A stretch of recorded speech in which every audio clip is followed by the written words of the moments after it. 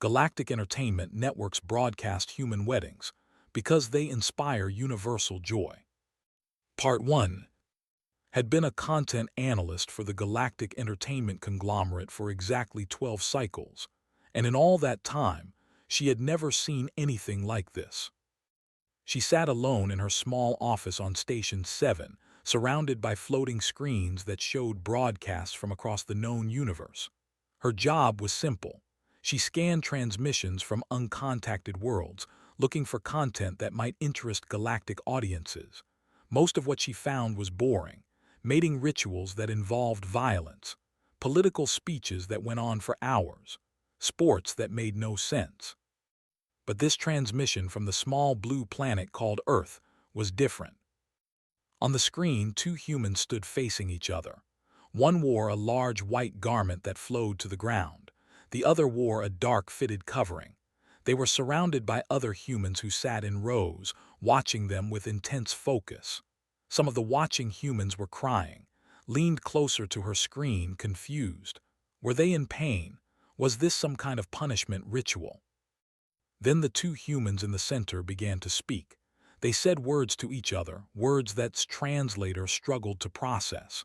Words like forever and always and until death. They made promises, impossible promises. They promised to stay together no matter what happened. They promised to love each other even when things got hard. 4 eyes blinked in sequence. This made no sense. How could anyone promise forever? Forever was not something that could be promised. Forever was just a word. Then something even stranger happened. The two humans exchanged small metal circles.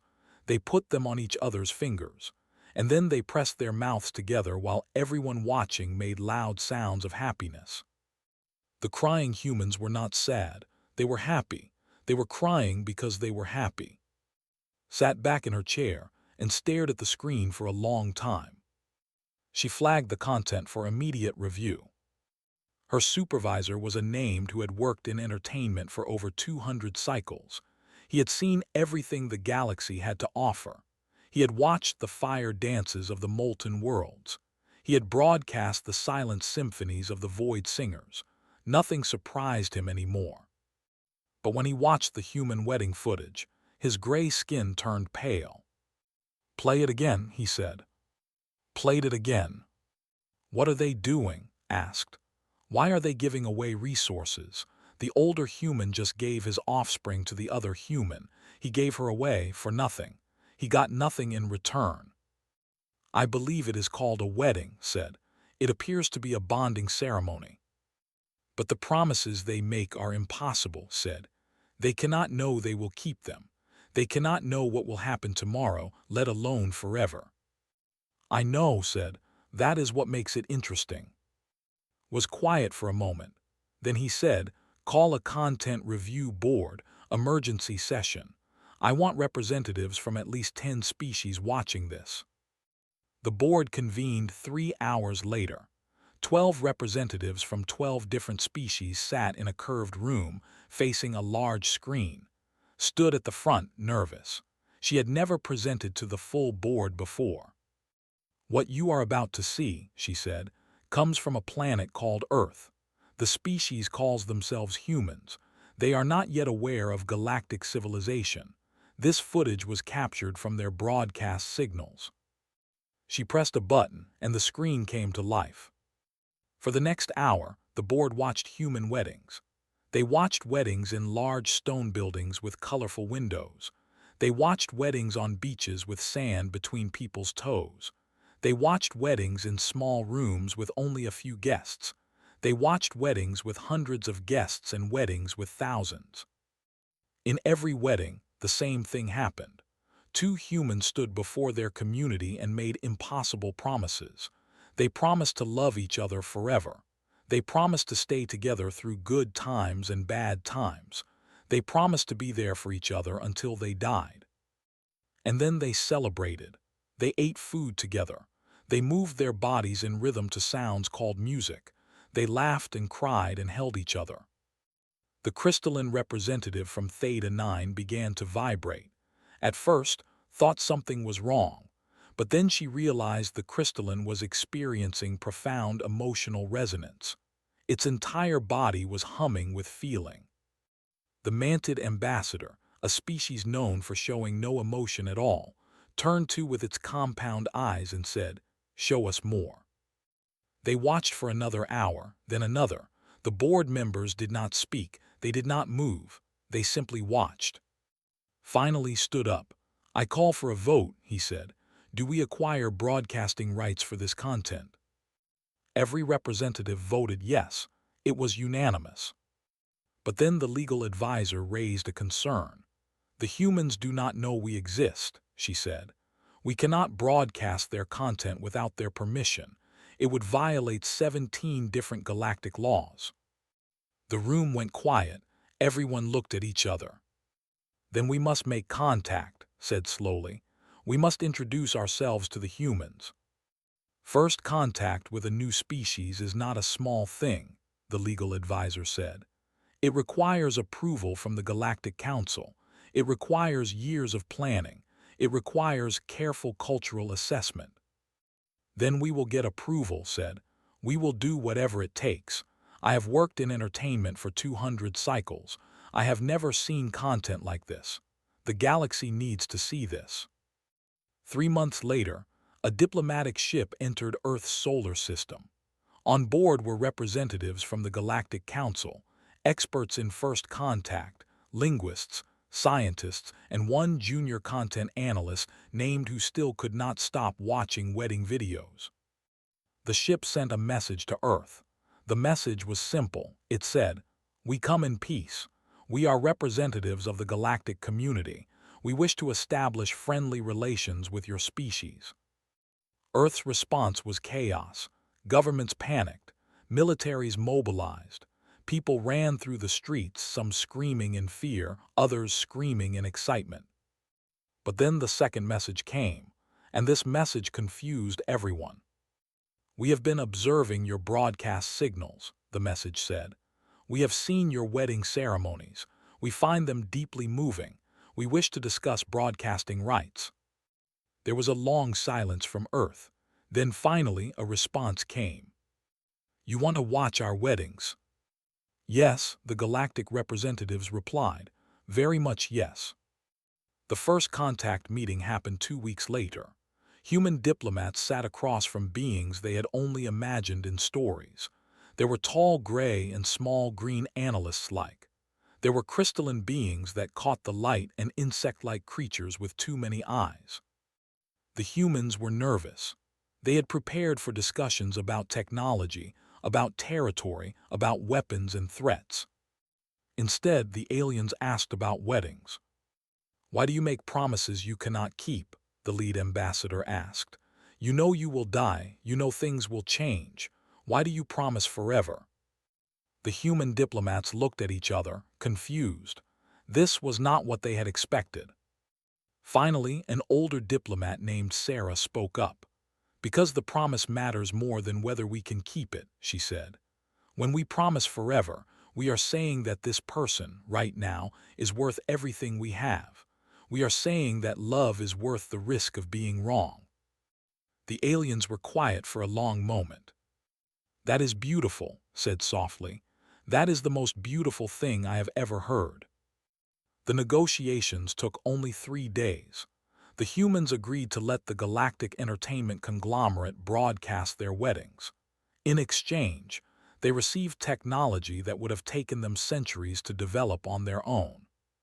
But more than that, they received something unexpected.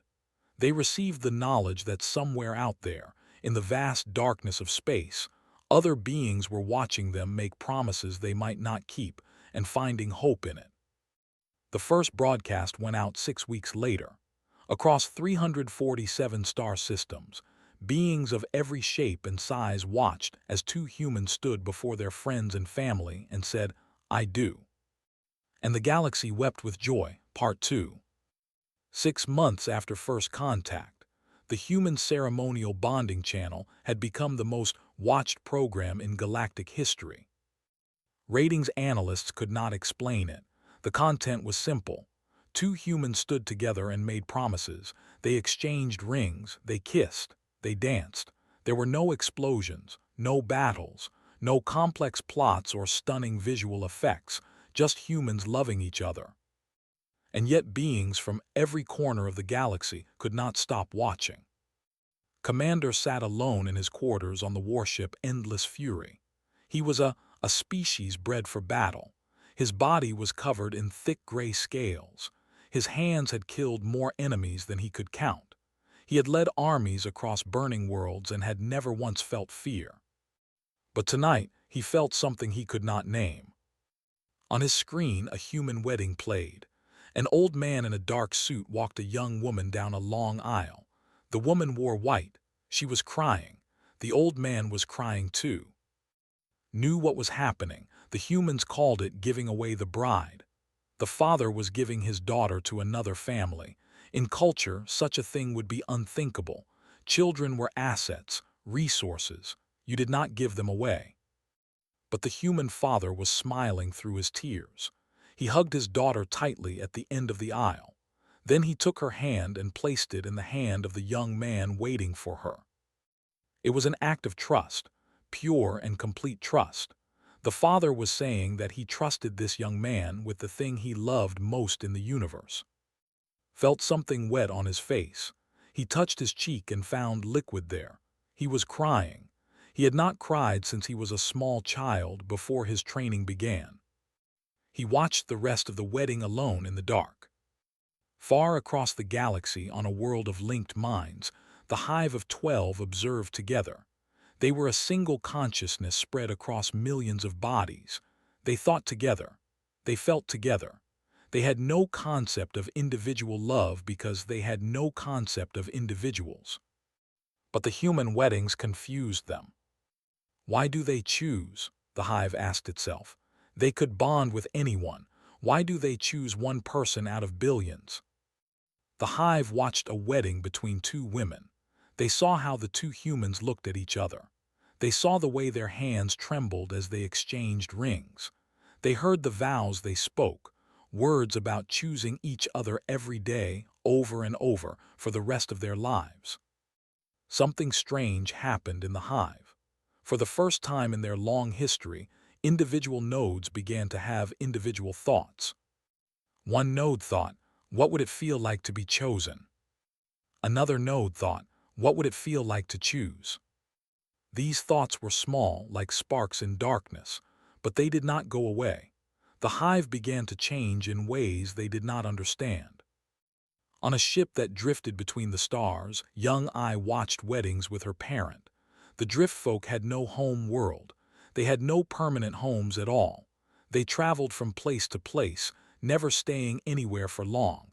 Attachment was dangerous for the drift folk. Attachment meant pain when you had to leave. But I could not stop watching the humans make their promises. Why do they say forever? She asked her parent. They know they cannot stay forever. They know things change. Her parent was quiet for a long time. Among the drift folk there was no word for forever. There was no word for promise. These concepts did not exist in their language. I do not know, her parent finally said. Perhaps they are foolish. But that night, I heard her parent watching wedding videos alone, and she heard sounds she had never heard before, sounds that might have been crying. The Galactic Entertainment conglomerate made more money than they had ever made before.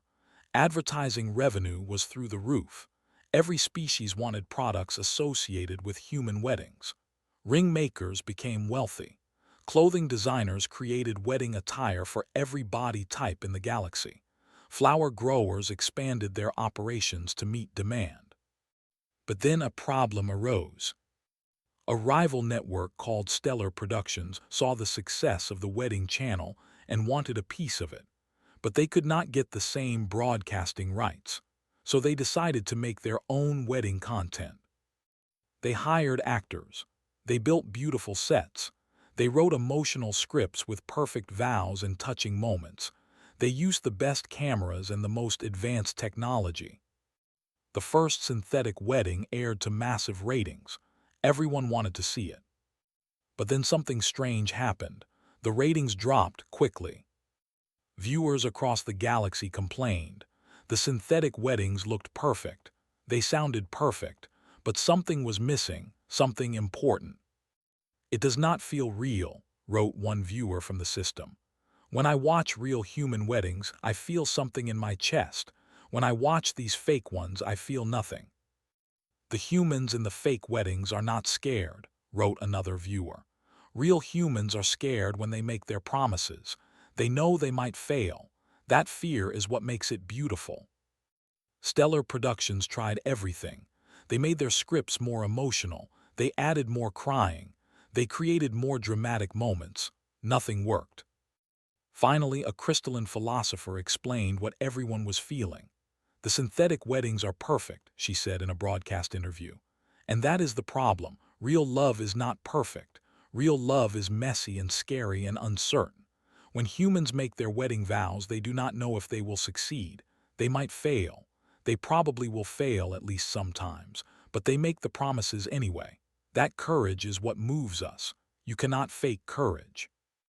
The synthetic wedding channel shut down after 3 months. Viewers returned to watching real humans make real promises. Around this time, something unexpected began to happen. Couples from other species started asking for human-style weddings. The first request came from two named and they had been life partners for 50 cycles, but their bonding had been a simple legal contract. There had been no ceremony, no guests, no promises. Now they wanted something different. "We want to stand before our community," said. "We want to make promises to each other. We want to exchange rings and have a celebration. We want to do what the humans do." Who had been promoted to head of the Human Cultural Division helped them plan the ceremony. She consulted with human wedding planners. She studied hundreds of ceremonies. She helped and write their vows. The wedding took place on Station 7, in a large hall that had been filled with flowers from 3 different worlds. Over 500 guests attended. Millions more watched the live broadcast and stood facing each other, holding hands. They were nervous. Their gray skin was pale with emotion. "I have been your partner for 50 cycles," said, his voice shaking. "But I have never told you what you mean to me. I have never promised you my future. Today I make that promise. I choose you. I will always choose you." Could not speak at first. Liquid streamed from her eyes. Finally she said, "I was afraid to love you. I was afraid it would hurt. But you taught me that the hurt is worth it. You taught me that choosing someone is braver than staying safe. I choose you forever." They exchanged rings made of metals from their home world. They pressed their foreheads together in the gesture of deep connection. And then the crowd erupted in joy. The broadcast reached an audience of 900 billion. It became the most watched event in galactic history, surpassing even the human weddings it was based on. More couples requested human-style ceremonies. Mantids, crystallines, driftfolk, even a group of warriors asked for a bonding ritual based on human traditions. The Galactic Council took notice. They held a formal debate about the impact of human weddings on galactic culture. Some council members were concerned. They worried that alien species were losing their own traditions. But most council members saw something else. They saw species that had been isolated beginning to connect. They saw beings who had never expressed emotion beginning to feel. They saw a galaxy that was, slowly but surely, learning to hope. By unanimous vote, the Galactic Council declared human wedding broadcasts to be protected cultural heritage. No one could interfere with them. No one could censor them. They were considered essential to the galaxy. Watched the vote from her office. She thought about the day she had first discovered that strange footage from Earth. She thought about how confused she had been. She had not understood why anyone would make impossible promises. Now she understood. The promises were not about certainty. They were about courage. They were about looking at another being and saying, "I do not know what will happen, but I choose you anyway." She wiped the tears from her 4 eyes and got back to work. There were more weddings to broadcast, Part 3. 3 years had passed since first contact, and the galaxy was different now. Notice the changes everywhere she went. On space stations, couples held hands in public, something that had been considered strange before humans arrived. In markets, vendors sold rings and flowers and small cakes with figures on top. The phrase "I do" had been translated into 12,000 languages. But the biggest changes were the ones you could not see. Divorce rates had dropped across dozens of species. Birth rates had stabilized in populations that had been declining for centuries. Beings who had spent their whole lives alone were reaching out, making connections, taking chances on love. All because of weddings. Was now the head of the Human Cultural Division, the most important position in the galactic entertainment conglomerate. She had offices on 3 different stations. She had a staff of over 1,000 beings. But most days, she still sat alone in front of a screen, watching weddings and crying. One morning, she received an unusual message.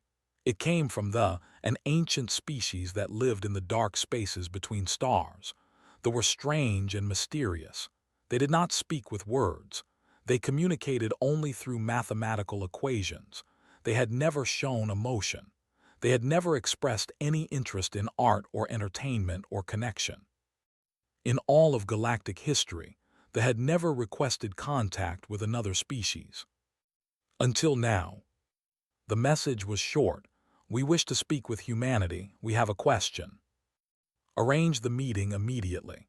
It took place on a neutral station at the edge of known space.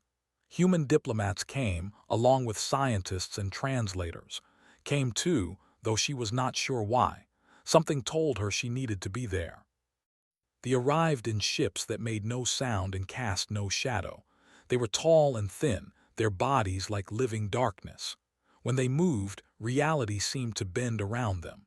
They were ancient beyond measure, older than most stars. The humans were afraid, could see it in their faces, but they stood their ground. The lead stepped forward. From somewhere inside its dark form, a voice emerged. It was not a natural voice. It was mathematics translated into sound, equations becoming words.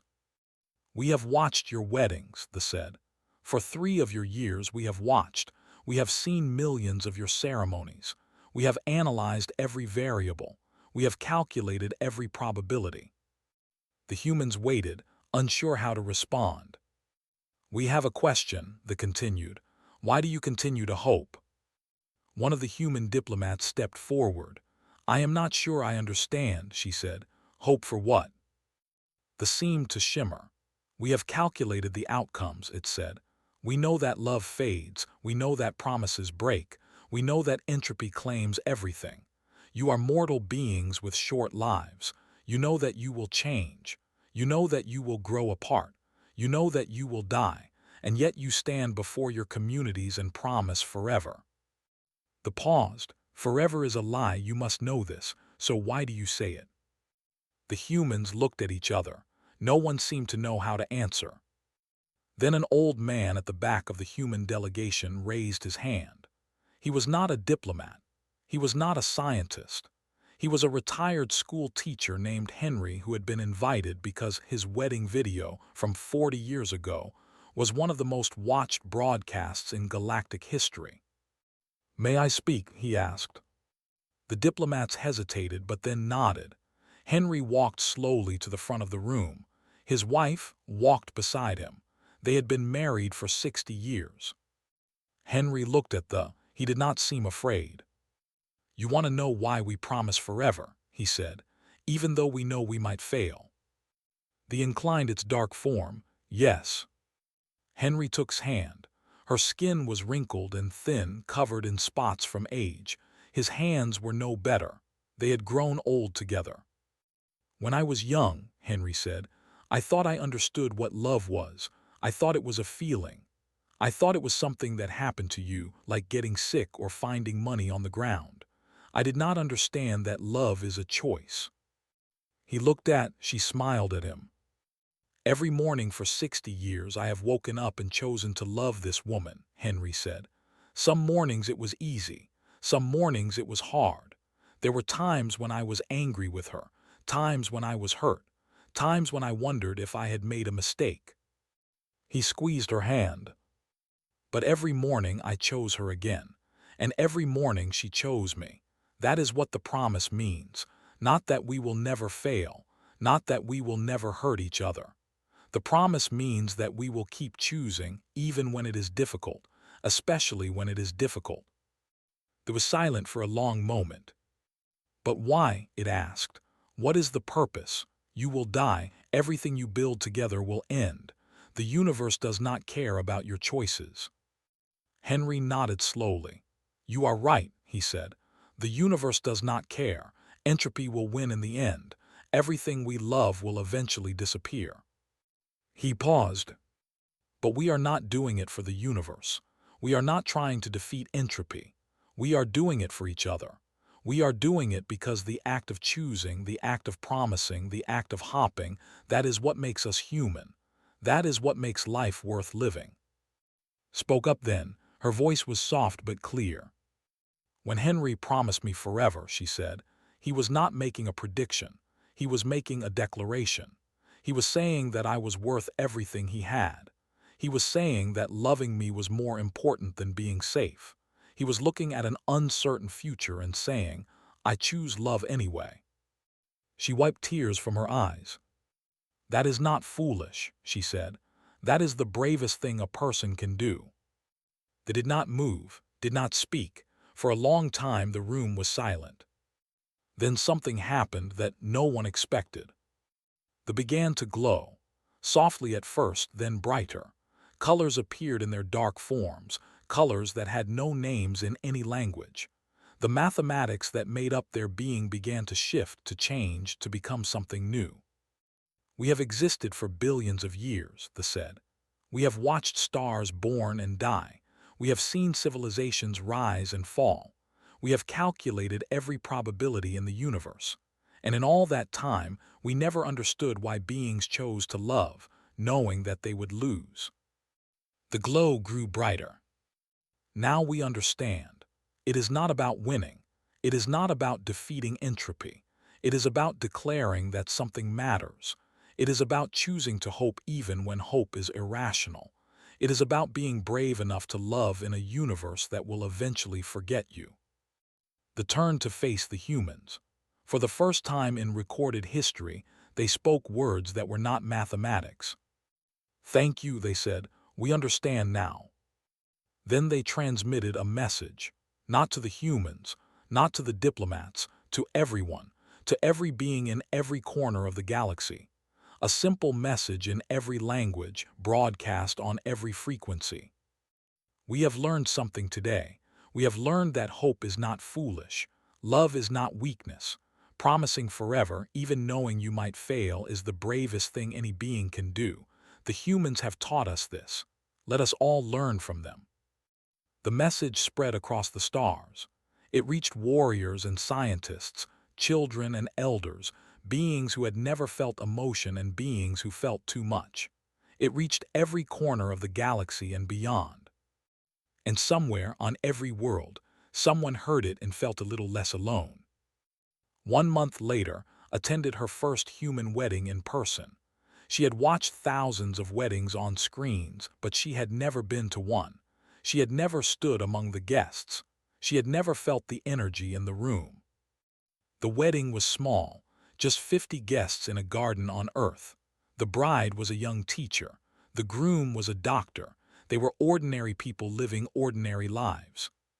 But when they stood before their friends and family and said their vows, something happened too. Something she had not expected. She felt hope.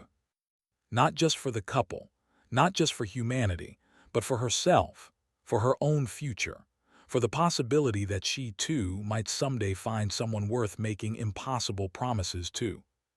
She watched the couple kiss. She watched them dance. She watched the old father of the bride cry as he held his daughter one last time. And she understood, finally, why the galaxy could not stop watching. It was not because human weddings were perfect. They were not. Humans were messy and flawed and uncertain. They made mistakes. They broke promises, they hurt each other. But they kept trying, they kept hopping, they kept choosing love even when love was hard. That was the miracle, not that humans succeeded at love, but that they kept attempting it over and over, generation after generation, despite knowing how easily it could fail. Looked up at the sky. Somewhere out there, billions of beings were watching this same ceremony. They were feeling what she was feeling. They were hopping what she was hopping. A small planet, an unremarkable star, a simple ceremony in a garden. And a galaxy learning slowly to believe in forever.